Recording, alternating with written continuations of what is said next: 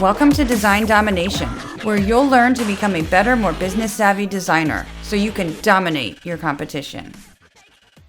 Hi, and thanks for tuning in. I'm Colleen Grotzer, and in this episode of Design Domination, I'm going to talk about some ways that we can get our businesses through a crisis. Stick around to get lots of resources and find out how you can get my email template that I sent out to clients that they were really appreciative about. First off, I want to say that I hope you and your families are safe and healthy. This is a difficult and uncertain time for everyone. The world's in a panic at the moment, but we need to learn from this and stay level-headed, focused, and innovative to help our clients and our own businesses. We also need to be empathetic and understanding. How can we continue to serve them? How can we help them with new and unique needs that they might have right now? How can you continue running your business? How should we react if they start cutting out our services? How should we react if they ask to delay a project? These are some things I want to cover in this episode.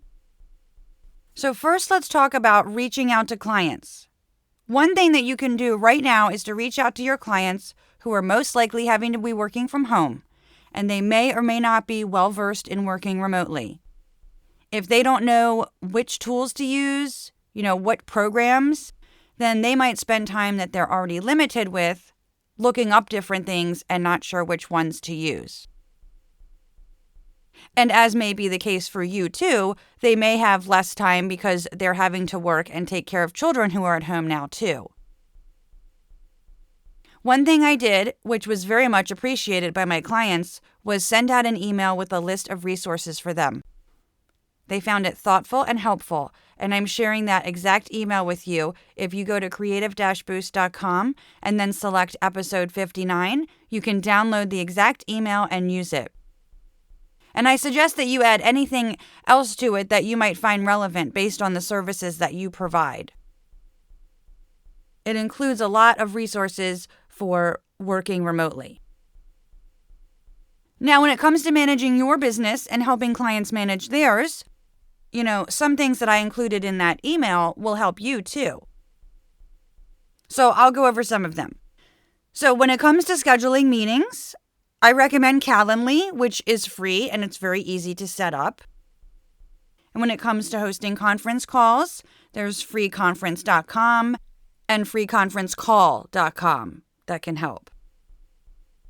And then when it comes to hosting video meetings, Zoom and Skype are great for hosting audio only or video meetings, and Zoom is free for 2 people with unlimited time, and then up to 40 minutes per meeting with 3 or more people. And both of them let you type in messages in a chat as well. These are great for you to be able to work remotely with your clients, and these would help your clients work remotely with their coworkers as well. Zoom has a great article to help get you set up and up to speed quickly. And The Verge has an article about how to hide a messy background in your video meetings, which is like a quick how-to of setting up a virtual background. And all of these things that I mentioned, all of these are linked in the show notes. Now, when it comes to sharing files, you might be used to working with cloud storage, but maybe your clients aren't used to that. And so, you can let them know that Dropbox and Google Drive are easy to use. And, if you need more Dropbox space and you can't upgrade to get more, you can send clients a referral URL so that you can get some more space. And you can also check out dropbox.com/getspace to see what you can do to get more space. And then to share large files without storing them in the cloud, you can check out WeTransfer, Hightail, and Send Files Securely.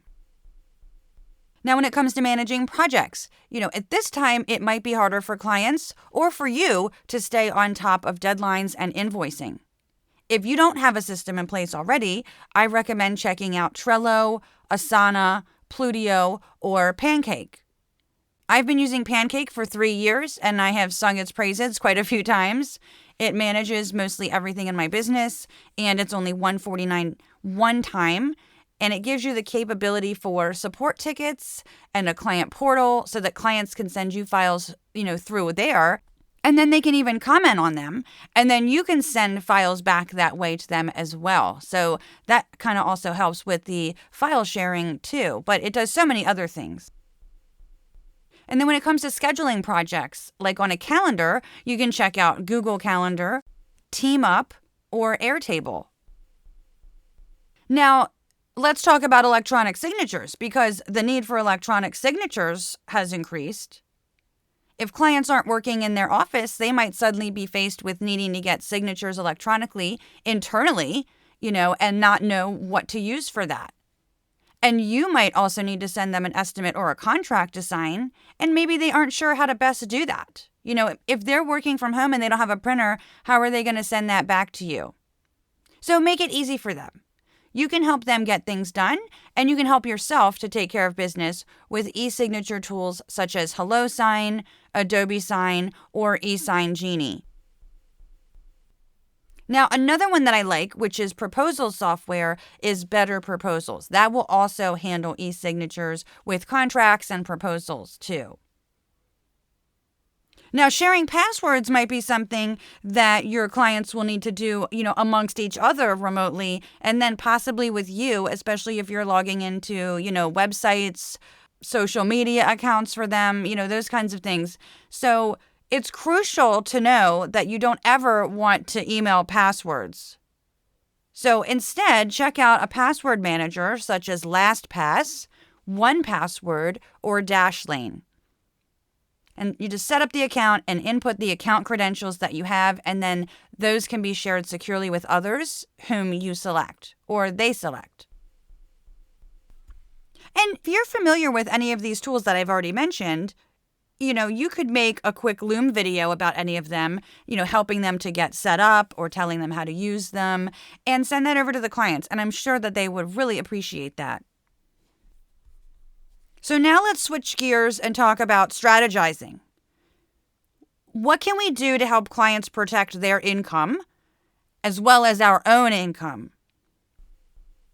How should we react if they start cutting out our services? How should we react if they ask to delay projects? Some clients may feel the need to cut corners, and that's understandable, but what if you can help them increase their revenue at this time? So I recommend getting on a call and strategizing with clients. If they have always been mostly an offline business, how can you help them now to have more of an online presence so that they can maintain and bring in more revenue? Now, some questions that you could ask clients are, and these are courtesy of my UK friend Mike Killen of Sell Your Service. Who were your top paying clients last year? And how much did they spend? And how often did they buy from them? And what did they buy? What was your top selling product last year? How many people bought it? What was the average price? And how much revenue did it bring in? Of those top customers, were there any products that they didn't buy that they could or should have? What are those products? What are their prices? And why should they buy them? Of those top-selling products, are there any customers or leads who didn't buy who could or should have? And why didn't they buy? Why should they buy? And who should we talk to? And then you can ask them if they'd like to get your help with this, and you can think of some ways to help them do that and, send them an estimate and reiterate how this will help them. If you offer any clients a service on an ongoing basis, then Mike Killen's got a script for how to respond to clients who might request canceling those ongoing services. So I've got the link to that in the show notes as well. Now let's talk about marketing. So fortunately for us, our businesses are already online, but we can use this as an opportunity to get in front of even more people. Since so many are now at home, and therefore they might be spending much more time online. You can create content pertaining to how clients can help their businesses and how you can help them do that. Write blog posts, write LinkedIn articles, and share them on Facebook and Twitter, and create posts and carousels or videos for Instagram. And you can even put a video on your website. Something else you can do if you have some downtime is to learn a new skill or dive deeper into an existing one. Now could be a great time for that, so you can be up and running later on with this new expertise. Check out some courses on Skillshare or LinkedIn Learning. There's a lot of variety there. And also check out some courses from Ryan Dice at Digital Marketer at digitalmarketer.com/lab-plus, which they're offering free throughout the end of March and possibly longer. And then in addition to that, of course, there's the Future, and they just reduced their tuition on their courses. And I recently opened enrollment on my first course, a website accessibility course, which you can find more about at academy.creative-boost.com. If you do any web design or development, my course will help you understand accessibility, which helps you gain a competitive edge on other web designers and developers. Most of them aren't having this conversation with clients. Plus, creating accessible websites can help protect you and your clients legally. It can also help them reach more customers, which is highly beneficial, especially right now, because what's good for accessibility is really good for SEO. Now let's talk finances. If you're dealing with any financial issues as a result of what's going on, then you can check out these list of financial aid resources that are provided by Millo and Freelancers Union. And again, links to these are in the show notes. Now, for your mental and physical well-being, make sure that you're getting some exercise and eating healthy to help you manage stress. And be sure to schedule times for lunch and breaks. I am horrible at that, but I need to work on that. Having worked from home for the past 16 years, I understand it's very easy for the line between home time and work time to be blurred. And be sure to engage with other creatives online and don't be afraid to ask for help. I really hope that these resources will be helpful to you. I really want to do my part to help you during this time. And, one other way that I can do that is by, saving you some time and money while helping you add value to your client's branding work over the long run. So I'm offering 50% off either version of my brand style guide template through April 4th and potentially longer with code MARCH. I'd really love to hear from you and how you're dealing with this situation. Please feel free to reach out via email at info@creative-boost.com and let me know how you're handling things. And let me know how I can help support you.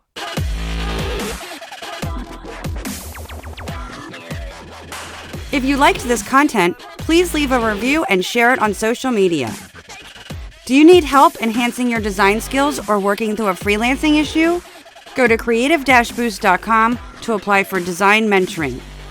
Also check out the free resources and join us in the Design Domination Facebook group.